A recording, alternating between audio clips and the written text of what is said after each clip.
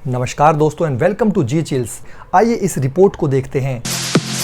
दोस्तों, आपने ये कभी नहीं देखा होगा कि जब पुतिन भारत आए होंगे तो वो खुद दिल्ली की सड़कों पर कार ड्राइव कर रहे हों और मोदी उनके बगल में बैठे हों। लेकिन ऐसा नजारा नॉर्थ कोरिया में देखने को मिल रहा है, क्योंकि नॉर्थ कोरिया की सड़कों पर किम जोंग उन नहीं बल्कि पुतिन खुद ड्राइव करते नजर आए हैं और बगल में तानाशाह किम बैठे हुए थे। ये ना केवल अमेरिका बल्कि चीन के लिए भी एक बड़ा झटका है। पुतिन के नॉर्थ कोरिया दौरे से चीन बेहद परेशान है, जबकि भारत बेहद खुश है। इसके बारे में आगे जानेंगे। इस वक्त सोशल मीडिया पर वो पुरानी तस्वीर भी वायरल हो रही है, जब आज उसे 24 साल पहले साल 2000 में पुतिन नॉर्थ कोरिया गए थे। तब किम जोंग उन के पिताजी ने उनका जमकर स्वागत किया था और अब ठीक उसी इतिहास को किम जोंग उन दोहरा रहे हैं और वे दुनिया को बता रहे हैं कि पुतिन केवल नफरत के लायक नहीं बल्कि प्यार भी डिजर्व करते हैं। वीडियो में आगे जानेंगे कि पुतिन ने यूनाइटेड नेशन को लेकर कौन सा बवाल मचा देने वाला नया बयान दिया है। लेकिन आगे बढ़ने से पहले मैं उन सभी लोगों को धन्यवाद देना चाहता हूं जो हमारी वीडियो पर लाइक और कमेंट करके हमें सपोर्ट कर रहे हैं। दोस्तों, जब भारत मुसीबत में था तो रूस ने भारत के लिए सभी हदों को पार कर दिया था। आज ठीक उसी प्रकार नॉर्थ कोरिया मुसीबत में है तो उसे मदद करने के लिए रूस का दिल पिघल चुका है। कोल्ड वॉर के समय के दौर से ही चीन को छोड़कर रूस के जितने भी दोस्त हैं वो सभी लगभग भारत के भी अच्छे दोस्त हैं।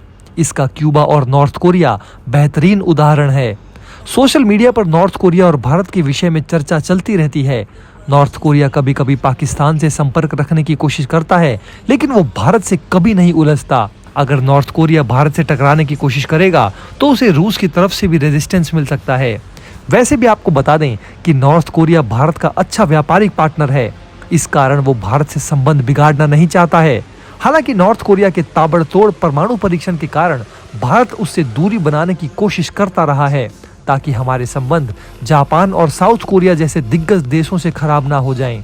दोस्तों, अब आप इस वीडियो को देखिए। क्या पीएम मोदी कभी पुतिन के लिए एयरपोर्ट पर खड़े होकर रेड कारपेट बिछाने की निगरानी करेंगे?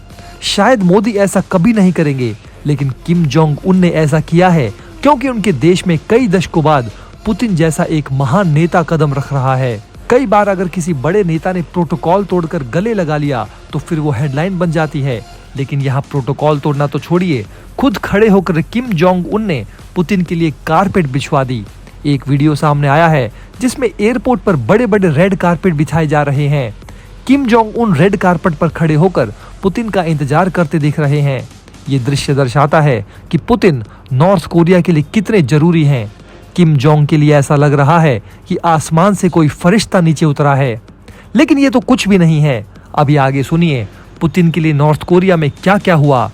एयरपोर्ट पर रिसीव करने के तुरंत बाद किम पुतिन के साथ एक ही गाड़ी में बैठकर वहां से रवाना हुए। उत्तर कोरिया पूरी दुनिया से अलग थलग रहने वाला देश है, जहां पुतिन 24 सालों में पहली बार पहुंचे। यहाँ विदेशी नेता ना के बराबर देखने को मिलते हैं। ऐसे में पुतिन की कोरिया यात्रा खुद कोरिया के लिए एक बड़ा इवेंट था। जैसा अयोध्या में 14 साल बाद राम लौटकर आए थे और दिवाली मनाई गई थी, ठीक उसी प्रकार नॉर्थ कोरिया में 24 साल बाद पुतिन की वापसी के लिए जोर शोर से तैयारियां की गई थी। समाचार एजेंसी एपी की एक रिपोर्ट के मुताबिक उत्तर कोरिया की राजधानी प्योंगयांग में सड़कों को पुतिन की तस्वीरों और रूसी झंडों से सजाया गया था।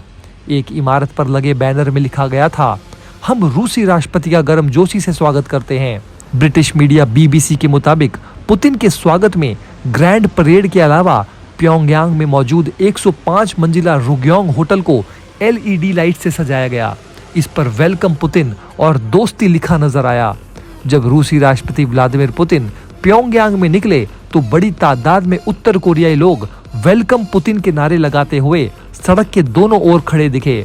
बच्चे और बड़े सभी हाथों में उत्तर कोरियाई झंडे, फूलों के गुलदस्ते और पुतिन के स्वागत वाले प्ले कार्ड लिए हुए थे।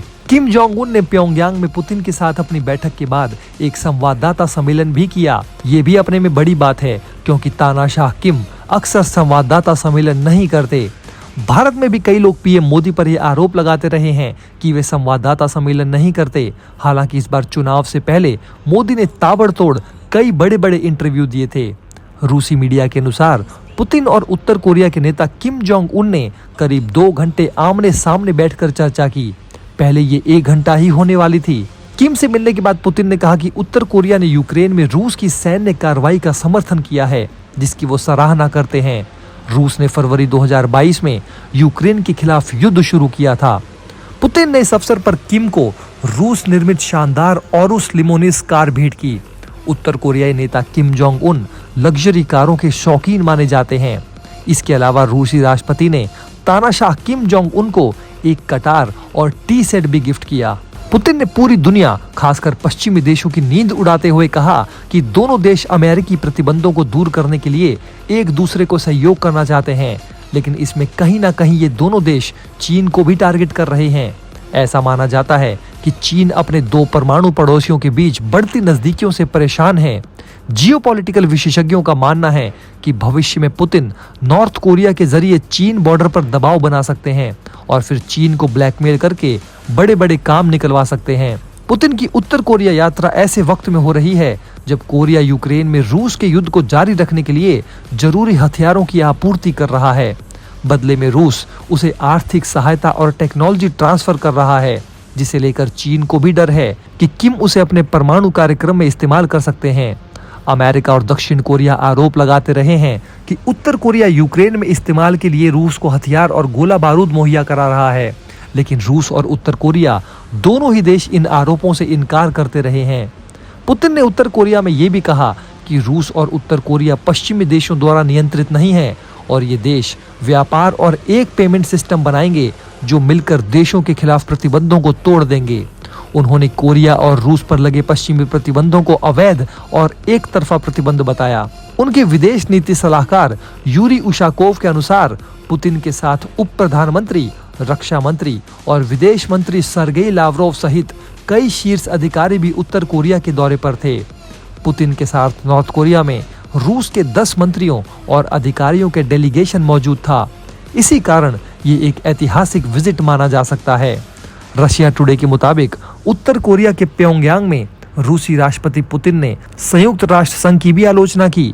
पुतिन ने कहा कि हथियार को लेकर जो प्रतिबंध उत्तर कोरिया पर लगाए गए हैं उसे हटाया जाए, क्योंकि ये गला घोंटने जैसा है। अपने संबोधन के दौरान पुतिन ने कहा कि दुनिया के कई देशों में अभी टकराव जैसी स्थिति है। इस सब के लिए अमेरिका जिम्मेदार है। अमेरिका यूक्रेन को उन्नत टेक्नोलॉजी का हथियार मुहैया करा रहा है, जिससे यूक्रेन रूस से लड़ सके। पुतिन ने आगे कहा कि अमेरिका की वजह से ही यूएन ने उत्तर कोरिया पर प्रतिबंध लगा रखा है। हम इस पर से बैन हटाने की अपील करेंगे। पुतिन ने इस दौरान कहा कि हमने व्यापारिक और पर्यटन से जुड़े कई समझौते आज किए हैं, लेकिन आगे जरूरत पड़ती है तो हथियार से जुड़े समझौते भी करेंगे। दोस्तों, इस वीडियो में फिलहाल इतना ही। इस तरह की डेली वीडियो कंटिन्यू रखने के लिए हमें आपके समर्थन की जरूरत है। कृपया इस वीडियो को ज्यादा से ज्यादा शेयर करें और उम्मीद है कि आप इस वीडियो पर कम से कम 1000 लाइक्स देंगे। पिछले वीडियो पर आप सभी का रिस्पॉन्स काफी अच्छा था। आप देख रहे थे जी चिल्स। जल्द पूरे होंगे आपके सारे विल्स।